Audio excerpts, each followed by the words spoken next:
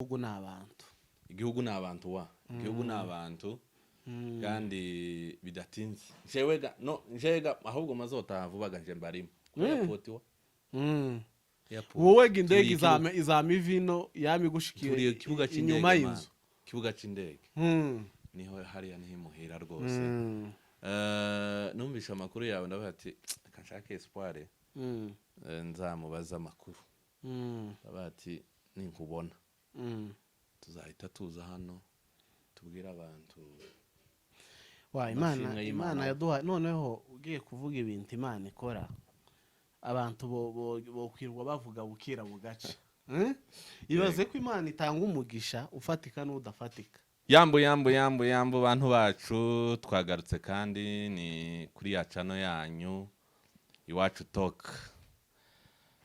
Ndagushimiye wewe uri buze kudukurikirana nawe uri mo kudukurikirana nonaha turakwakire mu kiganiro cacu kitari butware iminota myinshi. Ntabwo ninje nyine ndi kumwe n'umushitsi mushobora kuba muzi bamwe abandi since ariko araje abibwire karibu. Yego ndakwakiriye hano mu rubumbi wacu. Nishimiye kuba hano. Yego. Kuba tanzi amazina yanjye nitwa Byishimo Espoir. Nkaba ndi umugabo wubatse nkore ku kinyamakuru bita Turabanyamurenge TV. Ese hano baza bibwirana mu kinyamurenge bisanzwe cyangwa uko nuko ni mu kinyamurenge bisanzwe jewe ndi umusita kaba umwishwa w'abatware. Good. Iwacu mu ruguru muri Kongo na hantu bita Gasiro. Abanyagasiro bandike muri comment bandike ngo Gasiro bose hamwe bagenda bandike ngo Gasiro. Umuntu wa mbere ndi kubona gutya uri bwandike Igasiro n'umuntu bita Bizima. Pianiste Bizima n'Uwigasiro. Bizima uzi ko ari data wacu. Reka neza uri umuntu w'imuhira. Ndakwakiriye hano wa n'ubwa mbere uje hano iwacu. Ariko turakwishimiye by the way. Nanje nishimiye kuhaba kabisa. Dusangiye abantu abakristo turabasangiye kuriya twese turi bamwe cyane. Ndagira ngo usuza abantu bo kuri Abanyamurenge TV bashobora kuba badukurikirana bari hano iwacu ku ikanisa kandi bakaba ni wawe hariya ku ijimbo.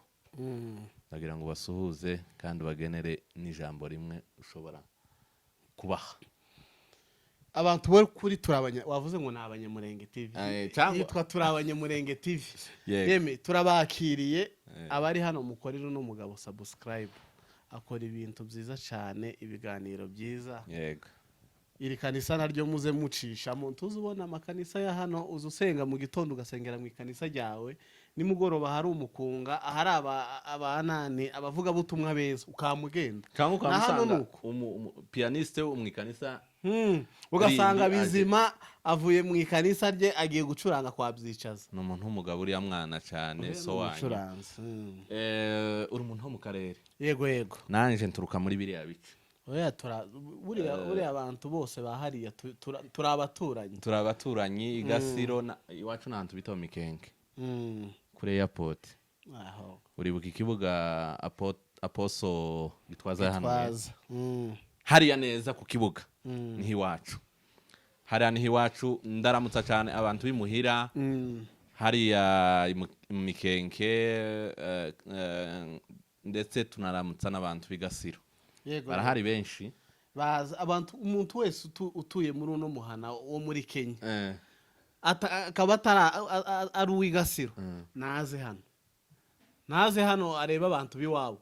Asante kandi turamutsa n'abantu bari muri gakondo cyane Amadu.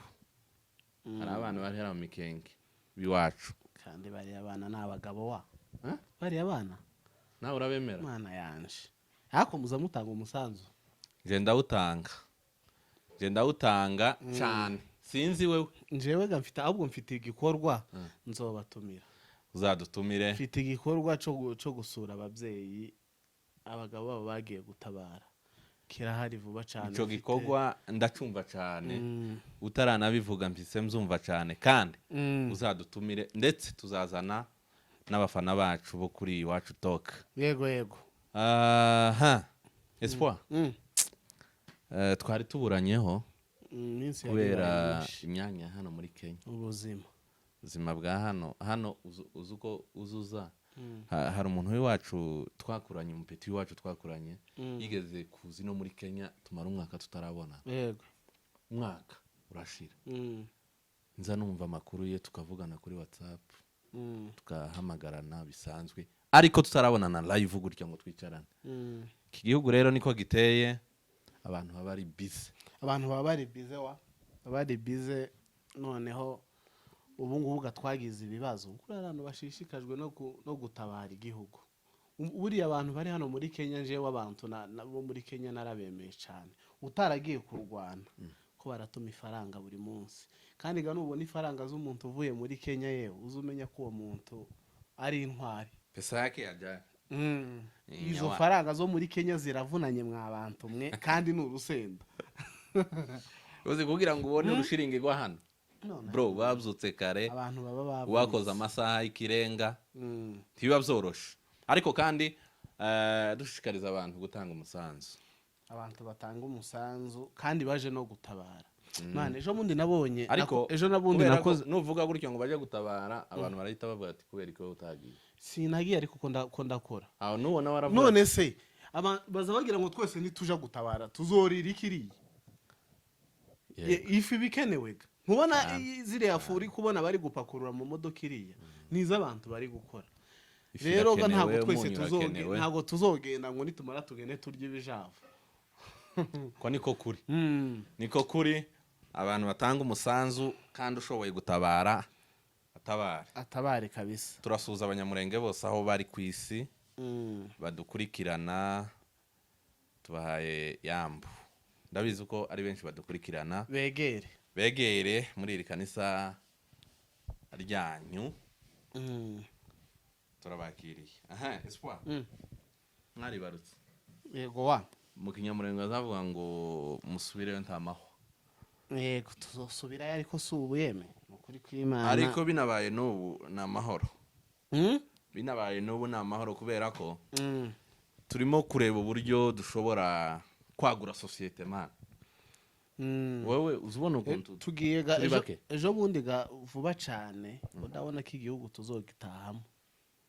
Kandi igihugu n'abantu. Igihugu n'abantu kandi bidatinze. Njega ahubwo mazota vubaga nje mbarimo. Airport wa. Wowe indege izama ivino yamigushikiye inyuma y'inzu. Kibuga c'indege. Niho hariya niho imuhira rwose. Numvisha amakuru yawe ndavuga ati kanshaka Espoir. Nzamubaza amakuru. Ndavuga ati ninkubona. Tuzahita tuza hano tubwira abantu. Imana yaduha, noneho ugiye kuvuga ibintu Imana ikora, abantu bo kwirwa bavuga bukira bugaca. Ibaze ko Imana itanga umugisha ufatika n'udafatika. Imana izitanga umugisha ikawuha abantu, simbe namenya ko yaguhaye umugisha, ariko ibyo bikarenga ikaguha none umugisha umuntu wese ari bubone. Nk'umwana ni ikintu gikomeye. Ndavyumva cyane. Umwana ni ikintu gikomeye, abasore batarashaka tubakumbuje ibyo bihe. Ahubwo uyisunyibutse. Hari ikiganiro nakoze ndimo gukangurira urubyiruko rwacu gushaka bakiri bato. Urimo gusanga ubu nyine umuntu afite imyaka 35 ariko nta gitekerezo cyo gushaka afite. Wowe ubutumwa bubageneraho. Ndabizi ko nawe ufite abo bakristo. Ariko mu buryo bwo kwagura societe kandi barabizi. Umunyamurenge wese azi uko turi bake. Turimo gushaka dusubire mu gihugu at least turi abantu benshi kandi bazoshika bagakwira igihugu. Wa. Ariko uzusanga ijya hirya y'igasiro ngo nta muntu wacu uriyo. Jaza bikuba za gashasha jya hirya ngo nta muntu wacu uriyo wa. Rero abantu bakubirize kandi n'abafite abagore babyare cyane kandi n'abatarabagira bashake. yewe umuntu utazoshakira muri kino gihugu ca Kenya tahandi azoshakira. Umuntu wananiwe gushakira mu Rwanda agashika muri Kenya ntiyashaka uko aracari uriho. Gusa ntabwo tubagaye cyane kubera ko imyumvire y'abantu iratandukanye. Yego. Ariko kandi ntabwo ari uko ngo turi abanyabwenge bwinshi cyane, ariko urebye ukareba umuntu ntubona buriya abantu bose batinze gushaka turabafite abagabo bashatse bafite za 40 na 45. Ariko kandi si ukubashima nabo iyo bamaze gushaka akabyara umwana wa mbere arigaye azavuge se ukuba runaka bafite abana 5 natindiye iki, ugasanga araregress arimo kuzicuza, ari kwicuza iminsi yamaze. None gawawa kuriye amaraso yawe ni ikintu gikomeye cyane. Iyo uri kubona umwana imbere yawe ukavuga ati uyu mwana ni amaraso yanje, none ukabona na nyina ku ruhande, uwo ni umugisha utabasha gusobanurira umuntu wenyine atawugize. Niyo mpamvu nari mvuze ngo buriya Imana izitanga umugisha igatanga ugaragara n'utagaragara. None abasore batarashaka yeme mugende mushake. Dufite bakina mama hano bashiki bacu espoir uri mu kubaza umusore amavuga ngo yabuze ngo bagende. Mana yanje yewe uza abakobwa abanyamurenge dufite yababuriye yabashakiye nugo gwitwazo. Wowe nturagana n'umusore ngo akubwire ngo nta bakobwa ngo nta mugeni ndabona. None se turi mu kubona abakobwa bacu bari mu kuja mu Banyakenya, abo bahungu bari kuvuga ngo babuze abageni singaho barasagutsa bwuko baragenda. Yewe bano bashiki bacu na amaraso yacu n'abana bazabyara na amaraso yacu cyane. Mureke twagura ubwoko cyane, twagura ubwoko kugira ngo dukomeze tube benshi tuzataha igihugu gifite abantu tugikwire ni cyacu. Umuntu azoja mu Matanganika azasanga y'umunyamurenge kingo 30. Umuntu naja igisoki asangeyo abanyamurenge nkingo 20 gutyo. Uzi ukuntu uzobarishema amazi zaba ari byiza cyane. Ariko abanyamurenge ntibagarukire hariya tuzi gusa muri turiya turere. Ariko kandi dukundane n'urukundo rusanzwe.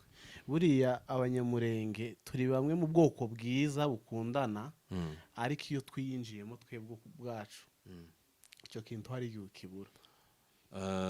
Nta wundi mwenda mbanze sinzi basomye biriya cyane, ariko bazavuga ko Yesu nta wundi mwenda yasize nguretse ngo urukundo. Sinibasa rero uzuko nkunze kuganira n'abanyagihugu cyane Abanyakenya cyane iyo twakoze kandi usarire ntubona nuganira n'umunyagihugu uko azakubwira batubona uzokubura kandi uri umunyamurenge. Nibyo nendaga kuvuga cyane urabona iyo twakoze ubukwe cyangwa se iyo hari nk'ikintu caduhuje biriyo tuzubona uko tuba turi benshi. Yego. Abanyakenya babiri bakavuga ati aba bantu abantu barakundana. Ariko babireba wowe noneho nyiri bwite ukabona ari gasoro,